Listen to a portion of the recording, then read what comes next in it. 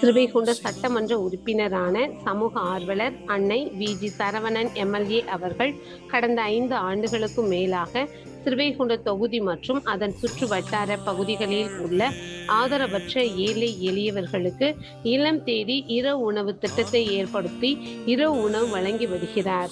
இந்நிலையில் தமிழக வெற்றி கழகத்தின் ஐம்பெரும் கொள்கை தலைவர்களுள் ஒருவரான சமூக ஆர்வலர் அஞ்சலை அம்மாளை கொள்கை தலைவராக அறிவித்ததன் ஈர்ப்பால் தமிழக வெற்றி கழகத்துடன் இணைந்து தமிழக வெற்றி கழக தலைவர், தமிழகத்தின் நிரந்தர முதல்வர் திரு சி. ஜோசப் விஜய் அவர்களின் ஆசியுடன் கழக பொதுச் செயலாளர் அண்ணன் முசியன் ஆனந்த் அவர்களின் வழிகாட்டுதலின்படியும் மதிய உணவு மற்றும் இரவு உணவு திட்டத்தை ஏற்படுத்தி உணவு வழங்கி வருகிறார்.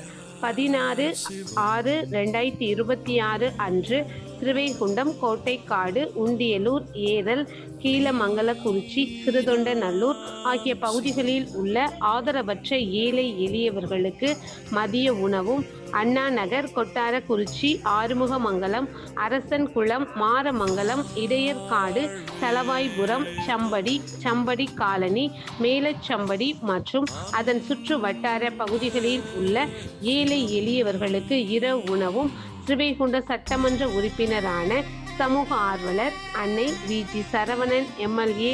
அவர்களின் சார்பில் அன்று 218 நபர்களுக்கு உணவு வழங்கப்பட்டது.